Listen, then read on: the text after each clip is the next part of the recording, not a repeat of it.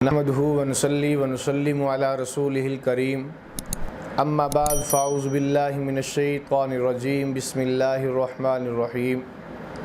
میرے واجب الاحترام قابل صد احترام عزیز دوستو، بزرگوں، بھائیوں، اللہ رب العزت نے انسان کو دنیا کے اندر بھیجا اور بھیجنے کے بعد ایک مقصد اسے دیا ہے کہ تو نے دنیا کے اندر جا کر یہ مقصد حل کرنا ہے، اور مقصد کو پورا کرنے کے بعد پھر قیامت کا دن ہوگا، مرنے کے بعد قبر ہوگی، قبر کے بعد پلسرات ہے، پھر میزان ہے، اسی طرح پھر بعد میں جنت جہنم جو فیصلہ ہوگا وہ ہوگا۔ یہ باتیں یقینی ہے، ایسا نہیں ہے کہ صرف یہ قصے کہانی ہے، بلکہ یہ یقینی ہے۔ اللہ کی ذات نے دنیا کے اندر بھیجنے کے بعد مجھے اور آپ کو ٹائم بھی نہیں بتایا، بلکہ کہا کہ بس تم جا کے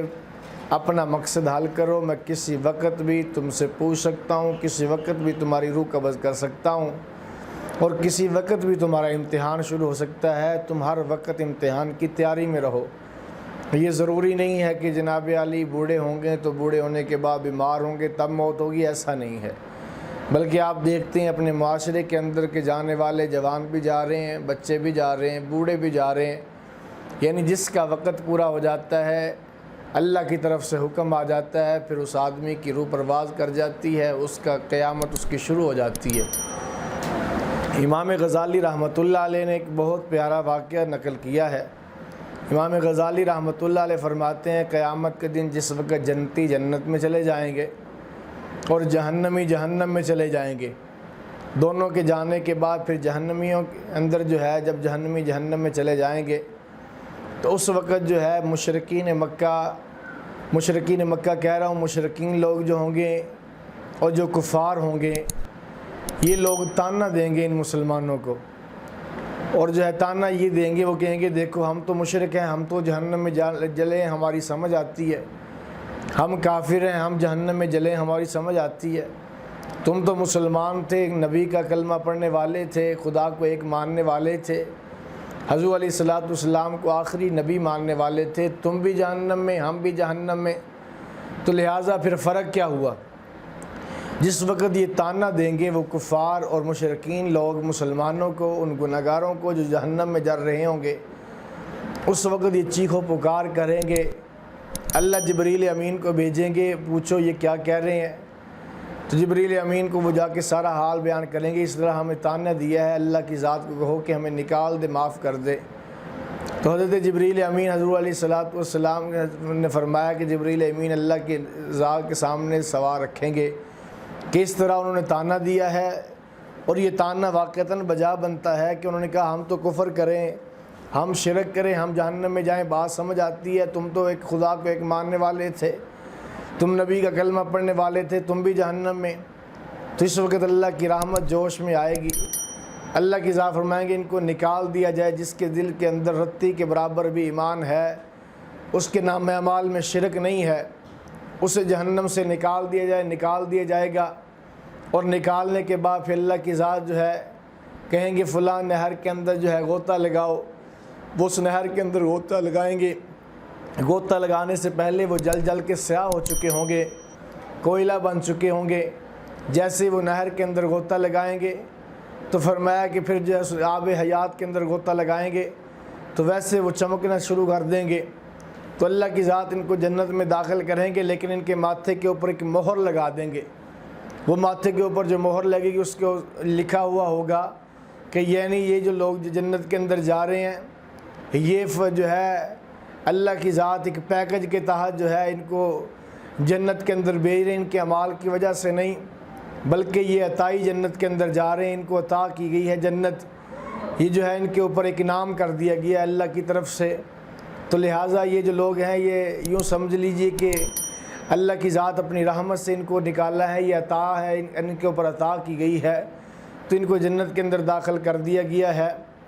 تو یہ جب ان کے ماتھے کے اوپر لکھا ہوگا، جنت کے اندر جائیں گے تو جنتی لوگ پھر ان سے مذاق کریں گے،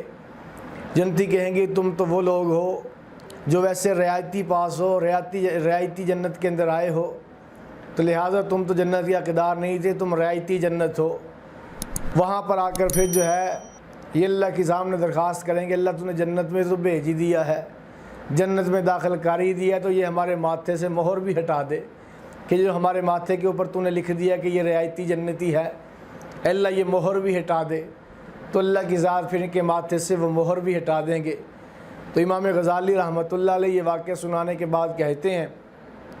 کہ کاش ہم بھی ان رعایتی جنتیوں کے اندر داخل ہو جائیں، ہمارا نام بھی ان رعایتی جنتیوں میں شمار ہو جائے۔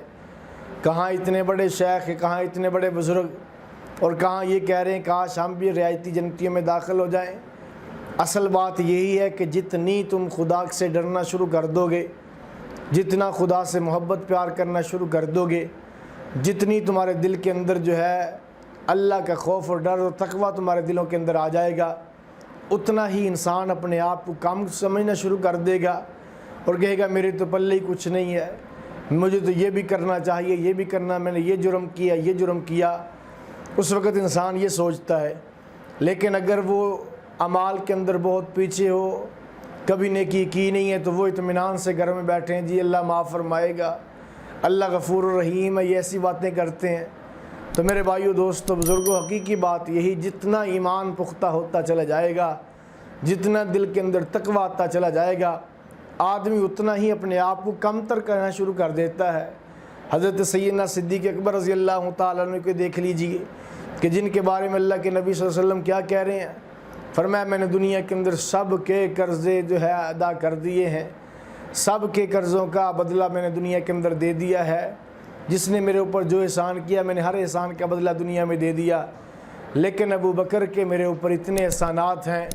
کہ ان کا بدلہ میں محمد نہیں دے سکتا، میں اللہ کے حوالے کرتا ہوں۔ اور وہ ابو بکر صدیق جن کو کئی مرتبہ اللہ کے نبی نے جنتی ہونے کی بشارت دی ہے، وہ سیدنا صدیق اکبر اکثر کیا کرتے تھے، کبھی تنکا اٹھا لیا کرتے تھے اور اٹھا کر کہتے تھے کاش ابو بکر یہ تنکا ہوتا، ابو بکر گھاس کا ایک تنکا ہوتا جسے بکری کھا جاتی، اس سے حساب و کتاب نہ ہوتا۔ تو میرے بھائیو، دوستو، بزرگوں، دنیا بڑی مختصر ہے، اس مختصر زندگی کے اندر اپنے رب کو راضی کر لیجئے، اپنے نبی کو منا لیجئے، اپنے رب سے صلح کر کے اپنے نبی کو منا لیجئے، اور اگر جو ہے ہماری زندگی سنت کے مطابق بن جائے، سر کے بالوں سے لے کر پاؤں کے ناخنوں تک اگر ہماری زندگی کا ایک ایک لمحہ سنت کے مطابق بن جائے، خدا کی قسم زندگی خوشحال بھی ہو جاتی ہے اور برکتوں والی، صحت والی زندگی بن جاتی ہے۔ ہم نے نبی کے طریقوں کو چھوڑ کر غیروں کو اپنایا، غیروں کے نقش قدم پہ اوپر چلے ہیں، اس لیے آج ہم ذلیل و خوار ہو چکے ہیں۔ میرے بھائیوں، نبی کے طریقوں پہ آؤ، عزت خدا کی قسم نبی کے طریقے میں ہے۔ کہنے والے نے کیا خوب کہا، تیری عظمتوں سے ہوئے بے خبر، یہ میری نظر کا قصور ہے، تیری عظمتوں سے ہوئے بے خبر، یہ میری نظر کا قصور ہے، ورنہ تیرے راستے میں تو قدم قدم کہیں عرش ہے، کہیں طور ہے۔ دعا ہے کہ اللہ پاک مجھے اور آپ کو حضور علیہ الصلوۃ والسلام کی سنت کے مطابق زندگی بسر کرنے کی توفیق عطا فرمائے۔ وما علینا الا البلاغ المبین۔